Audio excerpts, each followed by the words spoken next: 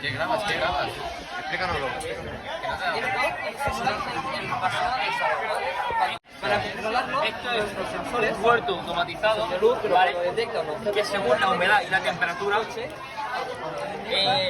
enciende el aspersor para llegar al puerto. ¿Lo ves?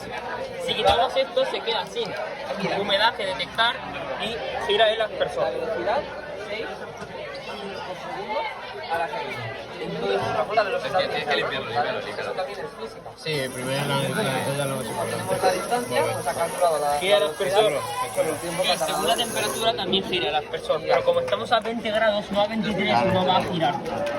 Aquí puedes grabar esto, el curro y el postre. Bota. Bota.